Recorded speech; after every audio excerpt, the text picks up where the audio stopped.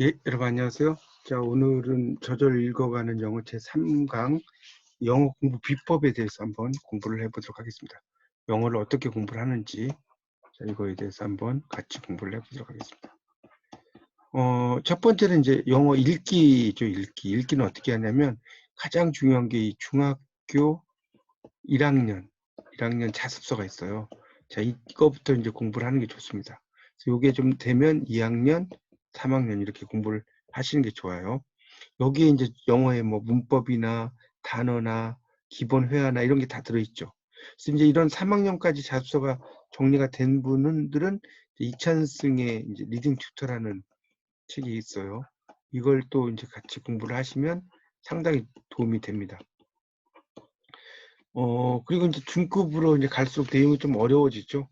그래서 이런 모르는 단어들은 그때그때 외우는 게 좋겠고, 고급 단계로 가면, 이 고급 단계로 이제 가면 영어 원서를 이제 공부하는 게 좋습니다. 영어 원서, 특히 이제 문학 작품 같은 거, 이런 걸 보는 게 좋은데, 이 문학 작품에는 이제 어떤 그 관용적인 표현이나 문화, 이런 게 많이 들어있죠. 관용적 표현이라든가.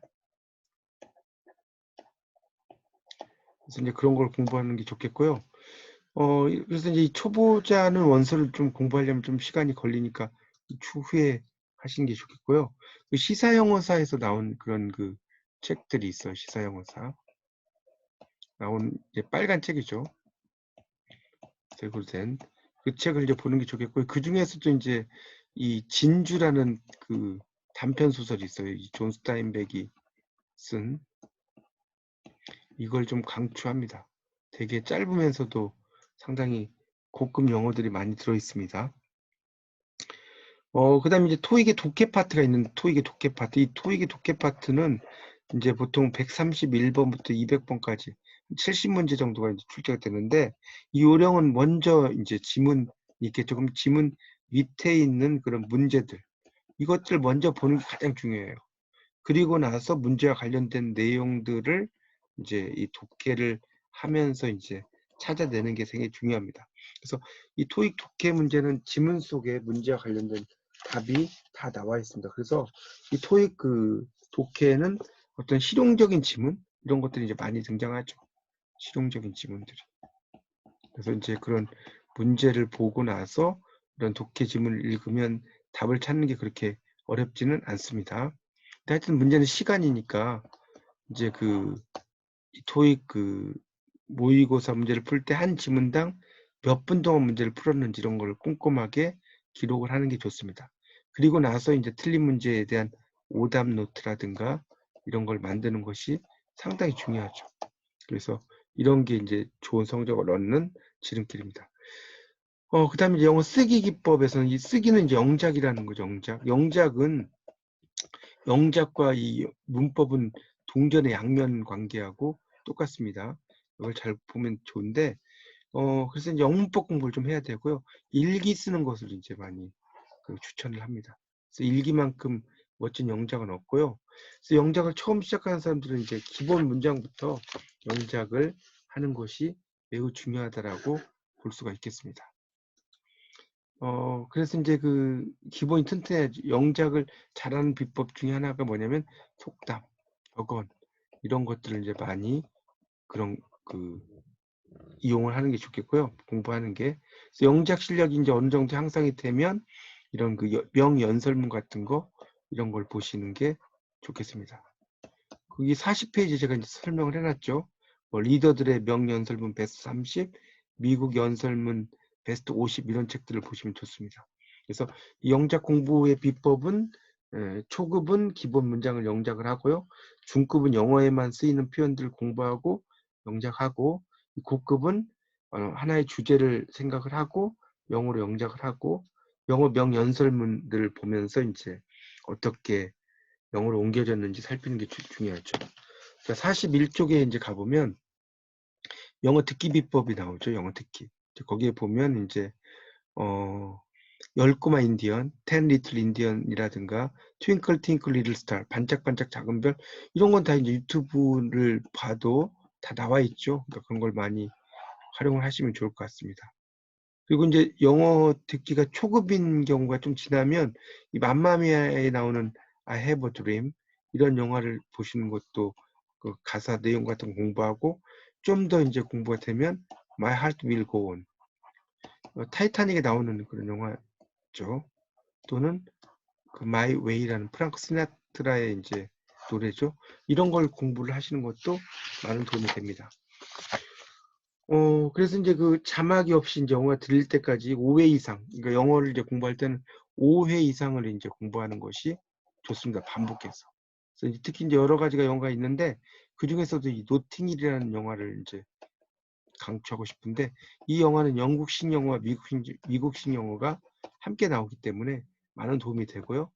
자, 이게 이제 어느 정도 되면 프렌즈라는 미국 드라마.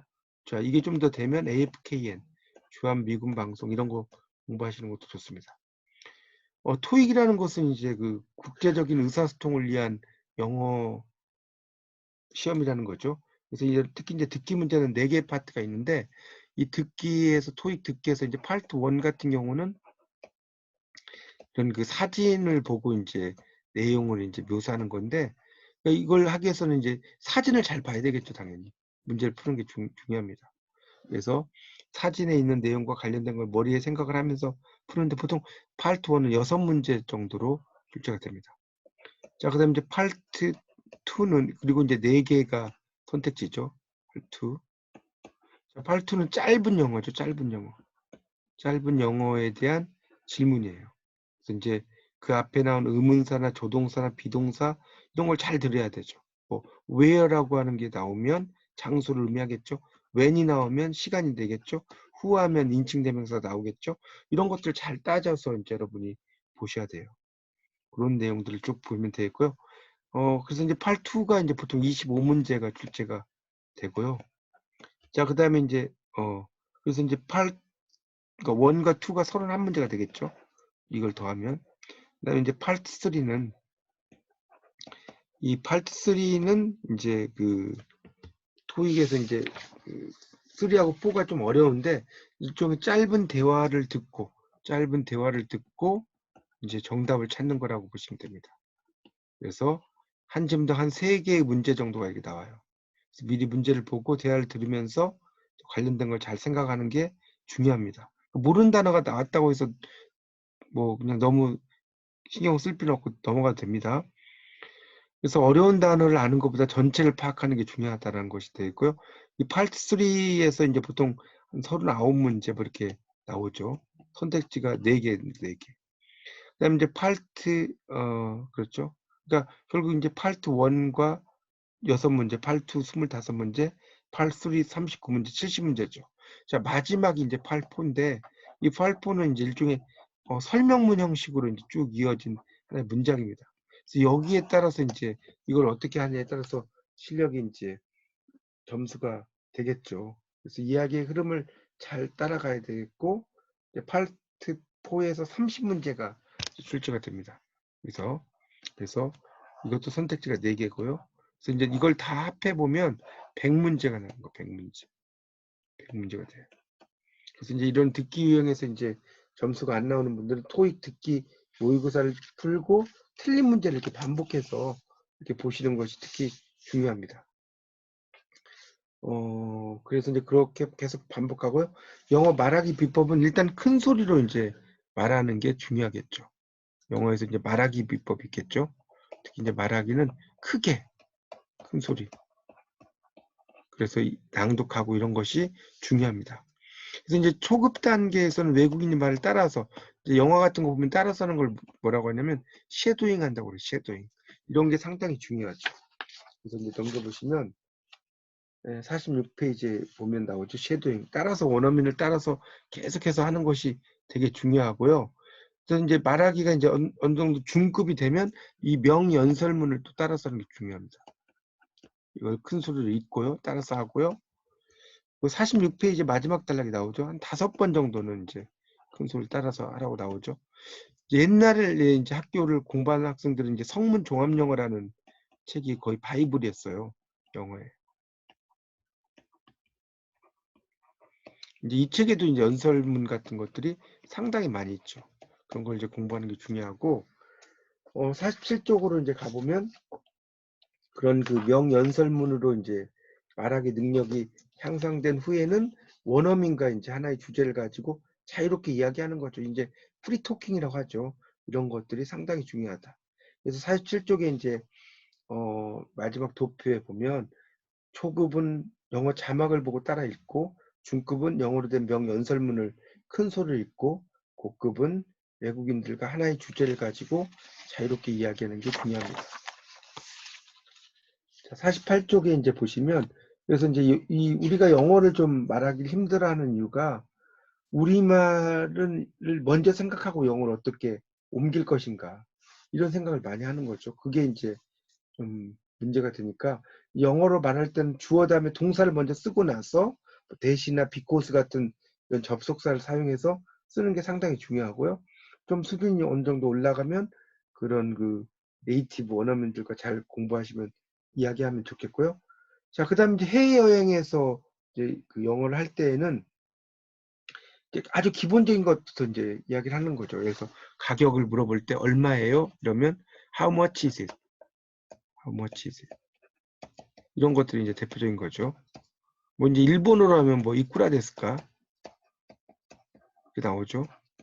또는 이제 뭐 중국어로 하면 뚜오샤오치엔 이렇게 나오죠. 뚜오샤오치엔 얼마냐고 이야기할 때 그런 그 표현들이 있죠. 이런 것들이 이제 그 알아두시면 도움이 되겠죠. 그 다음에 이제 외국을 여행을 하다가 이제 가장 많이 묻는 질문 가운데 하나가 이제 무엇이 어디 있는지 물어보는 거죠. 그래서 Excuse me, where is the subway station? 이렇게 이제 물어보죠. 그럴 때 이제 그 지하철이라는 단어밖에 생각이 안 나면 서브웨이 끝을 올려주면 됩니다. 그래서 이제 필수적인 명사만 한 100여 개 알아둔 후에 여행을 하면 많은 도움이 되겠죠.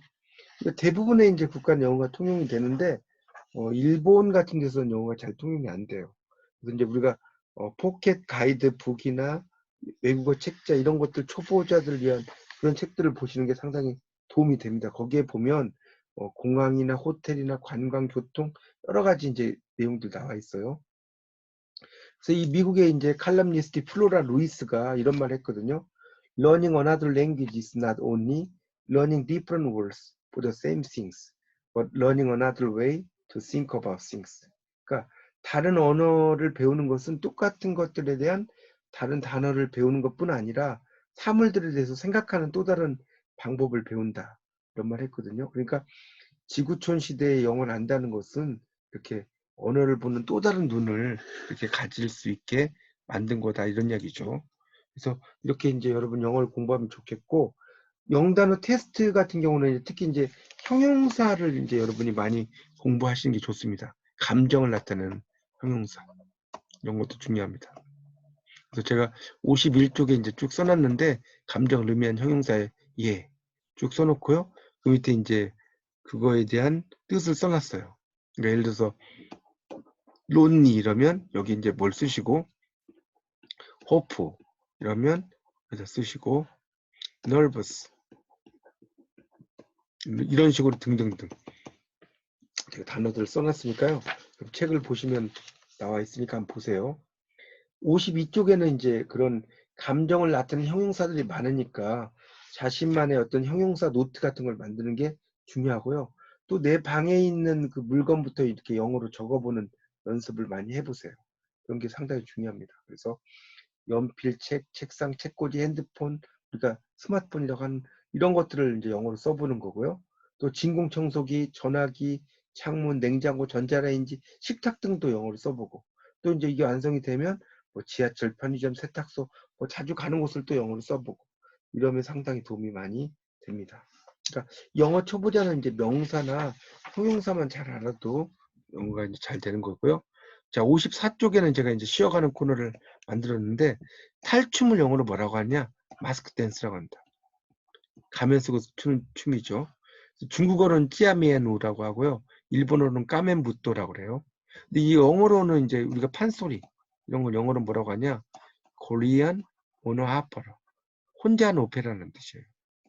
그러니까 우리는 오페라라고 하지만 영어로 읽을 때는 아퍼러라고 발음을 합니다. 아퍼러. 한국에서 하는 혼자 하는 오페라라는 거죠. 그러니까 우리가 수능을 이제 보통 고3이 돼서 이제 보게 되는데, 중1부터 이제 이 수능 문제 풀이 할 때까지는 한 5천 단어 정도를 이제 알아야지 수능을 보기가 유리합니다. 그래서 보통 이제 중1에서 500단어, 중2에서 600단어, 중3에서 700, 그다음에 고1이 1500 정도, 고2가 1700, 그다음에 이제 고3이 이제 수능 문제 풀이를 하면 한 5천 단어 정도를 알아야지 유리합니다. 그러니까 이런 기본적인 단어를 잘 알면 좋겠고요. 그래서 56페이지에 보면 제가 이제 그 초급인 경우에는 바로바로 영어 독학 단어장 이걸 이제 공부하라고 제가 써놨어요. 바로바로 영어 독학 단어장. 이제 매일 몇 단어씩 외우는 목표를 설정해서 하시면 좋겠고요. 그 밑에 이제 제가 영단어의 뜻을 우리말로 적는 걸 20문제를 만들어 놨거든요. 그래서 이 문제를 여러분이 이제 거의 다 뜻을 적을 수 있으면 영어 실력이 어느 정도 되는 거죠. 그래서 pepper 이러면 후추 이런 식으로 그렇게 쭉 써놓은 거니까 한번 보시고요. 그 다음에 이제 그게 이제 우리말로 쓸 수도 있고 영어로 쓰는 것도 하시고요. 그 다음에 이제 중급인 경우는 이제 우선순위 영단어라는 게 있어요. 이걸 공부하시는 게 좋습니다. 우선순위 영단어. 이게 이제 기초 부분하고 중학교, 고등학교 이런 게 있거든요. 보시고 여기에도 이제 58쪽부터 1번부터 20번까지 쭉 써놨는데 그런 것들에 이제 여러분이 한번 써보시고 밑에 그 답도 다 써놨으니까 여러분이 보시면 됩니다. 예를 들면 뭐 aspect 쓰면 양상, 국면 이런 식으로 여러분이 쓰라는 거예요. 뭐 privilege 그러면 특권 쓰라는 겁니다. 그런 내용이 쭉 있고요. 그 다음에 이제 60페이지에 가보면 이제 동의어나 반의어를 쓰라는 내용이 나와요. 60페이지 보시면.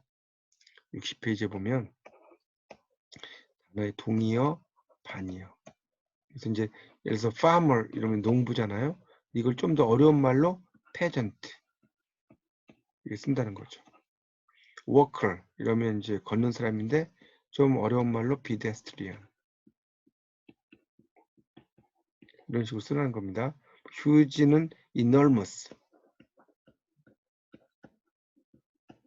그다음에 occupation은 calling 이런 식으로 이제 조금 같은 이게 동의어들이겠죠. 만약에 이제 반여 같은 경우는 이런 거죠. sunrise라고 일출이면 sunset 일몰. 뭐 벌추는 이제 미덕이죠. 미덕은 바이스.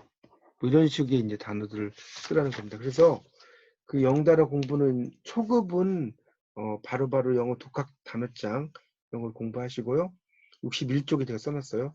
중급은 우선순위 영단어, 고등 이걸 공부하시고 이 고급은 단어의 동의어라든가 반의어를 통해서 이렇게 공부하는 거 이런 것들이 많은 도움이 되실 겁니다.